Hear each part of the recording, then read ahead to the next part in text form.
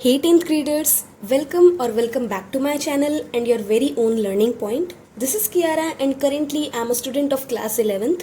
आज हम पढ़ने वाले हैं फुटप्रिंट्स विदाउट फीट का chapter 8 that is the hack driver, जिसे लिखा है सिनक्लेयर ल्यूइस ने. तो ये काफ़ी इंटरेस्टिंग और फनी स्टोरी है with a plot twist in the end and I am sure you must know about that. And in this video, I have tried my best to bring the best and shortest explanation of this chapter that I could do. Plus, मैं आपको याद दिलाना चाहूँगी कि आप और lessons की videos को English playlist से access कर सकते हैं. Link is in the description box. With that being said, let's get started. So, the narrator of this chapter is a man who is a lawyer by profession, जो कि एक law firm में as a junior assistant clerk काम करता था. अब उसका काम बाकी लॉयर्स से काफ़ी अलग था क्योंकि वो कानूनी कार्यवाही या केस नहीं लड़ता था.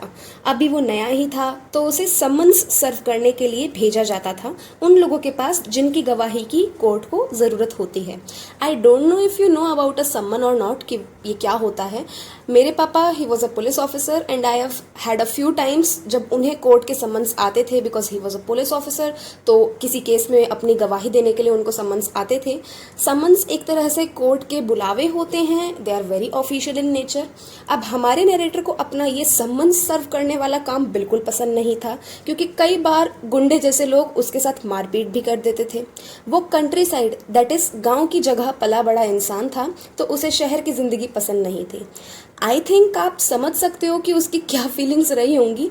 कई बार इसलिए वो ये भी सोचता था कि वो अपने होम टाउन की ओर भाग जाए जहाँ वो एक असली वकील की तरह काम कर सकता था. So he rejoiced that is became very happy जब एक दिन उसे कंट्री साइड में भेजा गया to a town called new Mullion, जहाँ उसे ऑलिवर लुटकिंस नाम के एक आदमी को समन्स देने थे. उसे पर्सनली ऐसा इसलिए करना था क्योंकि ऑलिवर ने कोर्ट के सारे लेटर्स को इग्नोर कर दिया था और एक केस में एज अ विटनेस गवाह के रूप में कोर्ट को उसकी बहुत ज़रूरत थी. खैर, न्यू मुलियन वैसा गांव नहीं था जैसा लॉयर ने सोचा था. कीचड़ से भरी गंदी सड़कें थीं और लकड़ी के अजीब सी दुकान थी. द ओनली एग्रीएबल यानी प्लेजेंट या फिर अच्छी साइड थी रेलवे स्टेशन पर खड़े एक डिलीवरी मैन की, जो कि मिडिल एज्ड था यानी कि अपनी 30s 40s में होगा, थोड़ा मोटा that is thick in the middle यहाँ पे लिखा गया है, और चीयरफुल दैट इज खुश मिजाज सा था वो. उसका नेचर काफ़ी फ्रेंडली सा लग रहा था. इसलिए नैरेटर ने उसे अप्रोच किया और कहा कि मैं ऑलिवर लुटकिंस नाम के एक आदमी को ढूंढना चाहता हूँ. इस बात का उस डिलीवरी मैन ने आंसर दिया, लुटकिंस अभी 1 घंटे पहले यहीं पर था. उसे पकड़ना काफ़ी मुश्किल है वैसे. कभी कुछ कर रहा होता है तो कभी कुछ. ज़रूर फ्रिट्ज की दुकान के पीछे पोकर खेल रहा होगा. क्या तुम्हें उसे ढूंढने में कोई जल्दी है? To this the narrator replies कि हाँ, मुझे दोपहर की ट्रेन से वापस शहर जाना है. तो वो आदमी कहता है कि उसके पास एक हैक दैट इज बग्गी या फिर कैरेज है जिसमें बैठकर वो दोनों लुटकिंस को ढूंढ लेंगे. लॉयर को उसका ऐसा ओपन और फ्रेंडली नेचर बड़ा पसंद आया. उसे इस बात की भी खुशी थी कि जो भी चार्जेस लगेंगे वो एक ऐसे अच्छे इंसान को मिलेंगे. हर घंटे के $2 तक मोल भाव करके वो दोनों उस कैरेज पर बैठ गए, जो कि मानो पहियों पर एक बड़े खाली डब्बे जैसा लग रहा था. लॉयर ये सोच सोचकर बड़ा राजी हो रहा था कि ये आदमी इतना हेल्पफुल है, काइंड है, जबकि वो तो उसके लिए एक स्ट्रेंजर है. वो लुटकिंस को ढूंढने के लिए ऐसे तैयार हो गया जैसे कि वो उसका अपना काम हो. अब उस डिलीवरी मैन ने गेस किया कि शायद वो लॉयर लुटकिंस से अपने पैसे मांगने आया होगा. उसने कहा कि लुटकिंस वैसे तो बुरा आदमी नहीं है, पर वो किसी को पैसे देने को तैयार नहीं होता. वो कहता है कि भाई, अगर तुम ऐसे फैंसी कपड़ों में उससे पैसे लेना चाहोगे तो उसे शक हो जाएगा और वो तुम्हारे पास भी नहीं आएगा.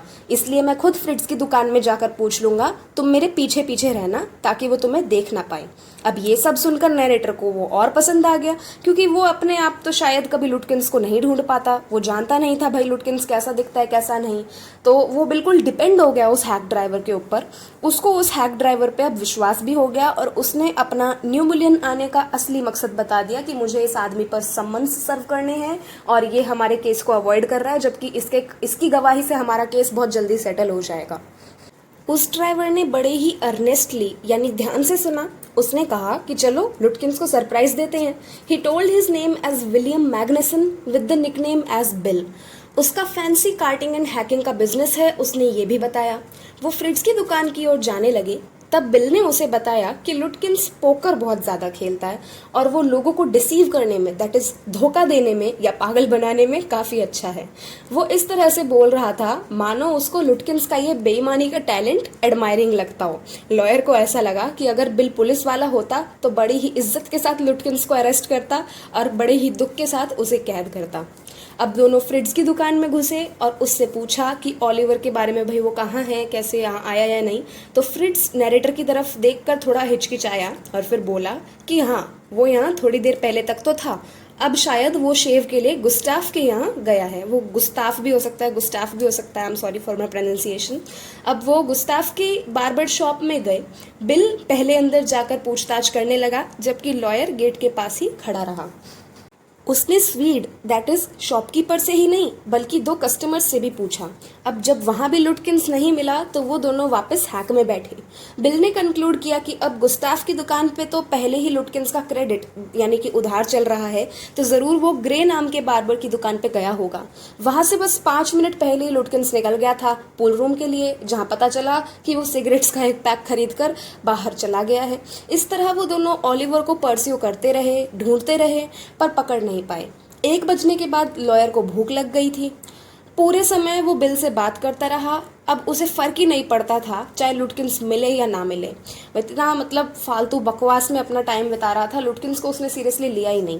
अब दोनों ने डिसाइड किया कि किसी रेस्टोरेंट के चिकने खाने की जगह वो बिल की वाइफ से लंच पैक करा लेंगे, जो कि उसे $50 भी चार्ज नहीं करेगी।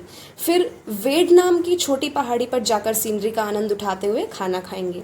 अब लॉयर कहता है कि उसे पता था कि बिल उसकी इतनी मदद केवल भाईचारे के लिए नहीं, पैसों के लिए भी कर रहा था। लंच आवर को मिला के एंड में उसे 6 घंटों के पैसे मिल रहे थे at a very high price. But the lawyer felt कि वो बेईमान नहीं था और वैसे भी सारा जो खर्चा है उसकी फिर्म यानी कंपनी को ही उठाना था। बिल की गांव वाली सिंप्लिसिटी और समझदारी उस जैसे कंट्री बॉय को बहुत पसंद आई जो कि शहरों की जिंदगी से तंग आ चुका था, बोर हो चुका था। वो हिलटॉप पर बैठकर मैदानों और छोटी क्रीक्स दैट इज छोटी नदियों को देखते हुए न्यू मिलियन के बारे में बातें करने लगे कि वहाँ के लोग कैसे हैं, कैसे बिहेव करते हैं। बिल ने उसे अपने बारे में भी बताया कि उसे शहरों का तो इतना नहीं पता, पर वो ट्रैवल बहुत करता है और कई तरह की नौकरियां भी कर चुका है। ये सब सुनकर नरेटर को बहुत अच्छा लगा, मानो उसे उसकी बातों से एक हौसला सा मिल रहा हो। अब वो लोग वापस ओलिवर को ढूंढने लगे, पर वो नहीं मिला। एट लास्ट बिल ने लुटकिंस के एक दोस्त को पकड़ा और उससे सच बुलवाया कि लुटकिंस अपनी माँ के घर गया है नॉर्थ की तरफ, करीब 3 मील। तो अब वो वहां की ओर निकले। बिल ने लॉयर को बताया कि ओलिवर की मदर एक टेरर है, यानी डरावनी है, अपने आप में ही एक मुसीबत है। एक बार मैं उनके लिए एक ट्रंक दैट इज संदूक लेकर गया था और उन्होंने तो मानो मेरी खाली उतार दी थी। क्यों? क्योंकि मैंने उनकी संदूक को अंडों के डब्बों की तरह नज़ाकत से हैंडल नहीं किया था।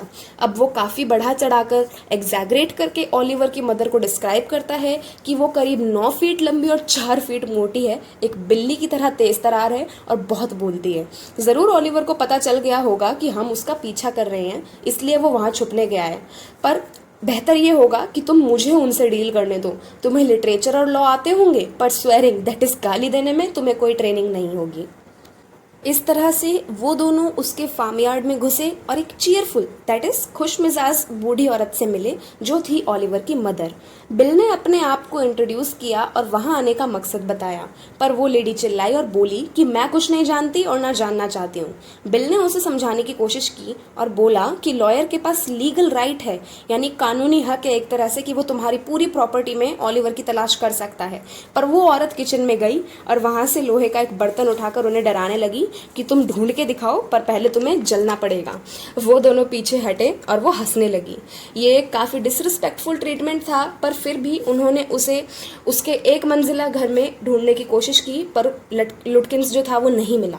अब नैरेटर के ट्रेन पकड़ने का टाइम हुआ तो बिल उसे स्टेशन तक छोड़कर भी आया। रास्ते में नैरेटर को लुटकिंस की चिंता बिल्कुल नहीं थी, जबकि वो अपने काम में अनसक्सेसफुल हुआ था। नॉर्मली अगर हम लोग होते तो आई थिंक हम चिंता करने लग जाते कि ऑफिस वाले क्या कहेंगे। अब वो सोच रहा था कि उसे भी न्यू मिलियन आकर ही काम करना चाहिए। यूनिवर्सिटीज़ और लॉ फिल्म्स की स्ट्रिक्ट लिमिट्स से दूर एक खुशहाल गांव की सिंपल लाइफस्टाइल का आइडिया उसे बहुत पसंद आया। पर जब वो वापस आया तब सारे ऑफिस वाले उससे नाराज थे। लुटकिंस वाला केस अगली सुबह कोर्ट में पेश होना था। लॉयर को एक बेशरम यूजलेस यूजलेस आदमी समझा गया। उस दिन तो मानो उसका बढ़िया कैरियर ख़त्म ही हो गया था। चीफ ने उस पर बहुत गुस्सा किया कि उसे तो गड्ढे ही खोदने चाहिए, लॉयर नहीं बनना चाहिए। उसको न्यू मिलियन वापस भेजा गया, एक ऐसे आदमी के साथ जिसने पहले लुटकिंस के साथ काम किया हुआ था। अब लॉयर को ये अच्छा नहीं लगा। एक्चुअली उसे काम से मतलब नहीं था, बस बिल के साथ लोफिंग दैट इज़ मटर गश्ती करनी थी। तो अब उसे लग रहा था कि ये आदमी जो मेरे साथ जा रहा है, इसके कारण मैं बिल के साथ बकवास नहीं कर पाऊंगा। अब जब ये दोनों स्टेशन पर पहुंचे तो देखा कि बिल प्लेटफॉर्म पर अपनी कार्ट और उस बूढ़ी शेरनी टाइग्रेस यानी लुटकिंस की माँ के साथ खड़ा था। दोनों झगड़ नहीं रहे थे, बल्कि आपस में हंसकर बातें कर रहे थे। अब लॉयर ने बिल की तरफ इशारा करके अपने साथी से कहा, वो देखो, वो एक बहुत बढ़िया आदमी है, मैंने उसी के साथ दिन बिताया था, इसने मेरी बहुत हेल्प की। तो उसका कंपेनियन हैरान होकर बोलता है, अच्छा, इसने ओलिवर को ढूंढने में तुम्हारी हेल्प की ही होगी, वो खुद ही लुटकिंस है। तो यहाँ इस तरह से हुआ प्लॉट ट्विस्ट विच रिवील्स कि बिल या फिर ओलिवर लुटकिंस ने हमारे नैरेटर को सारे दिन पागल बनाया और होशियारी से पैसे भी कमा लिए। और तो और शर्म की बात ये थी कि जिन विलेजर्स को उसने सिंपल और लविंग समझा था, उन्होंने ही उसे पागल बना दिया और लुटकिंस की हेल्प की। जब लॉयर ने लुटकिंस को फाइनली समन्स दिए तो वो और उसकी माँ बहुत हंसे और लॉयर बहुत शर्मिंदा हुआ। कहीं ना कहीं वो भी ज़रा सिंपलिटन दैट इज़ भोंदू ही था, जो उसने डिटेल्स पर ध्यान ही नहीं दिया। So guys, our chapter ends here. I hope कि आपको ये वीडियो देखकर मज़े आए हों और समझ भी आया हो। If you like my explanation, don't forget to give it a big thumbs up and do comment in the section below to let me know how you felt about my explanation. So thanks for watching guys. Bye bye.